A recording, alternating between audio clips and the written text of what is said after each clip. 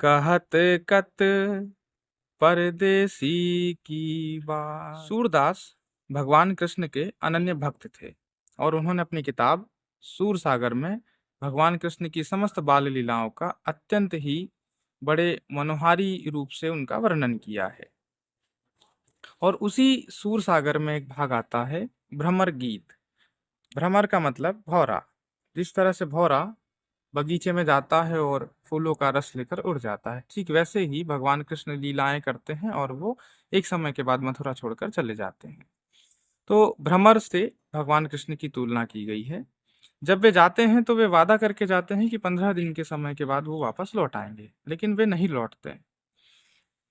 तो वो अपने मित्र उद्धव को मथुरा भेजते हैं और कहते हैं कि तुम चले जाओ और नगर वासियों को और गोपियों को मेरे हालचाल सुना आना। तो उद्धव जो है बड़े खुशी खुशी चले जाते हैं।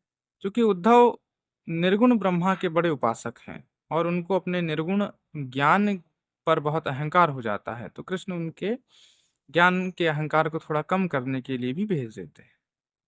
उद्धव जब मथुरा जाते हैं तो गोपियों को समझाते हैं कि भगवान कृष्ण भी निर्गुण ब्रह्मा से ही उपजे हैं, वे भी निर्गुण हैं। ये तो एक सांसारिक मोह माया है जिसके पीछे तुम भाग रही हो।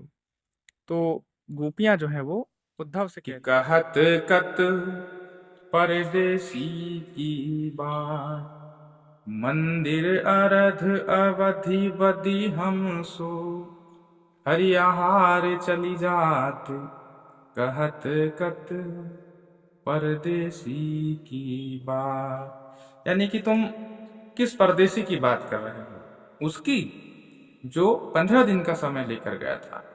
मंदिर अर्ध, ब्रज में मंदिर को घर कहा जाता है और अर्ध मतलब आधा। तो घर के आधा हिस्से को पखवाड़ा कहते हैं। पखवाड़ा मतलब 15 दिन का समय। अवधि मतलब समय। तो 15 दिन के समय लेकर लेकर गए थे। और हरि आहार चली जात। हरि मतलब शेर और आहार मतलब भोजन। शेर का आहार बीता जा रहा है। शेर का आहार क्या हुआ? मांस। और मांस मतलब महीना। तो वे कह रही हैं कि 15 दिन का समय लेकर जाते हैं और 1 महीना बीतने को आया है, लेकिन उनकी कोई खैर खबर अभी तक नहीं आई है। शशि रिपु बरस सूर रिपु जुग भर, हरि रिपु कीन्हो घात। शशि मतलब चंद्रमा और रिपु मतलब दुश्मन। तो चंद्रमा का जो दुश्मन है वो दिन है। तो दिन जो है वो 1 वर्ष के समान लग रहा है। सूर्य रिपु जुग भर। अब सूर्य का जो दुश्मन है वो चंद्रमा है। चंद्रमा मतलब रात। तो रात जो है वो 1 युग के बराबर लग रही है।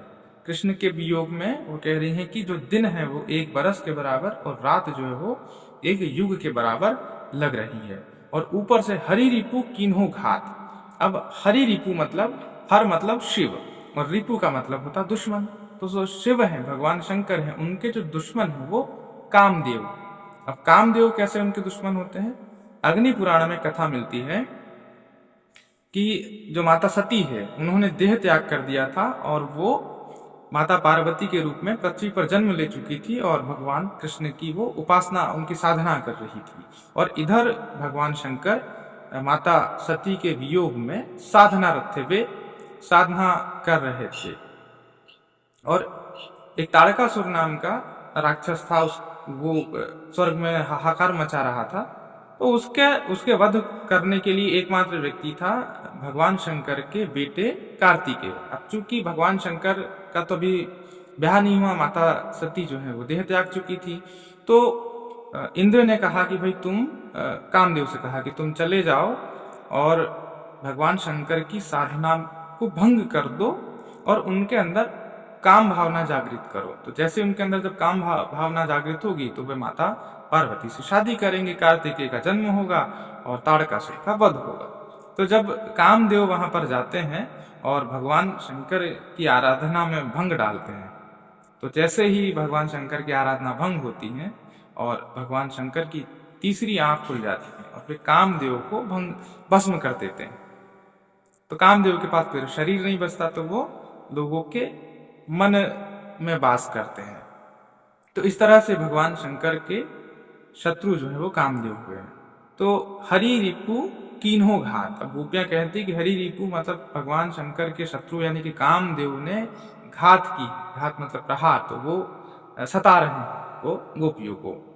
मघ पंचक ले गयो सांवरो, तात अति अकुलात, कहत कत परदेसी की बात। अब मघ पंचक, अब जो नक्षत्र होते हैं, तो नक्षत्र होते हैं 27, तो उसमें एक मघा पंचक होता है, और मघा पंचक के बाद में जो पांचवा पंचक होता है, पांचवा नक्षत्र होता है, वो चित्रा नक्षत्र होता है। पंचक मतलब 5वें नंबर का। तो मघा के बाद में जो नक्षत्र आता है वो चित्रा नक्षत्र आता है, 5वां नक्षत्र। तो चित्रा माने चित्त। अब मघ पंचक ले गयो सांवरो, चित्रा, चित्रा माने चित्त, और चित्त मतलब हृदय। तो हृदय जो है वो सांवरा लेके चले गए। सांवरा मतलब कृष्ण। ताते अति अकुलात। अब अकुलात मतलब, अकुलाना मतलब व्याकुल होना। तो जब चित्त भगवान कृष्ण लेकर चले गए तो वे यहाँ अति व्याकुल हैं।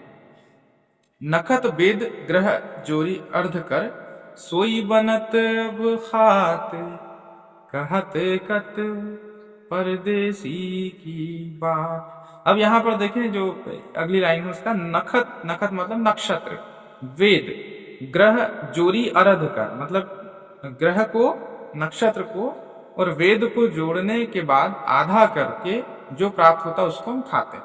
कैसे? नखत मतलब नक्षत्र, नक्षत्र होते हैं 27, वेद हुए 4 और ग्रह हुए 9। तो 27, 4 और 9 को जोड़ने पर 40 प्राप्त होता है, और 40 का आधा करेंगे तो 20, 20 माने जहर। सोई बनत अब खात। तो ग्रह, नक्षत्र और वेद को जोड़ने के बाद जो बनता है 40, 40 को आधा करेंगे तो 20, 20 मतलब जहर। तो भगवान कृष्ण के वियोग में गोपियां जहर खाने को तैयार है, वियोग के जहर को खा रही हैं। सूर्यदास बस भई विरह के, करी मींजे पछितात। अब वो कह रहे हैं कि सूरदास भगवान कृष्ण के विरह के बाद जो गोपियां हैं वो करी मींजे पछितात। करी मतलब कर, हाथ, और मींजे मतलब हाथ, मींजना मतलब हाथ बांध, जब हम पछताते हैं ना, हरी मींजे पछितात मतलब वो हाथ बांध कर अब पछता रही हैं। कहत कत परदेसी की बात, यानी कि तुम किस परदेसी की बात कर रहे हो। धन्यवाद।